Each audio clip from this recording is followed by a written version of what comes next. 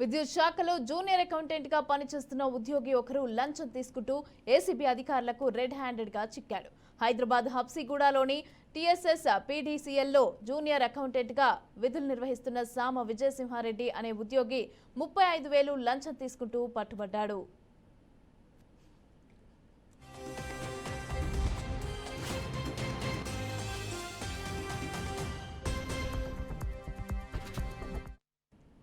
అదే శాఖలో ఆర్టిజన్ గా పనిచేసిన భరత్ తనకు రావాల్సిన బకాయిల కోసం జూనియర్ అకౌంటెంట్ ను సంప్రదించగా డబ్బులు డిమాండ్ చేశాడు.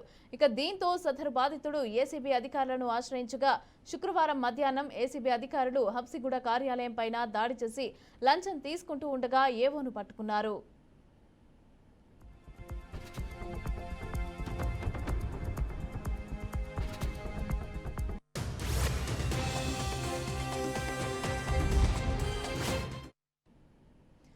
ఏవో వద్ద నుంచి 35,000 రూపాయలను స్వాధీనం చేసుకుని కేసు నమోదు చేసి అరెస్టు చేసి నాంపల్లి ఏసీబీ కోర్టులో ప్రవేశపెట్టారు. ప్రభుత్వ ఉద్యోగులు లంచం డిమాండ్ చేస్తే ఏసీబీ టోల్ ఫ్రీ నంబర్ 1064కు ఫిర్యాదు చేయాలని అధికారులు కోరారు.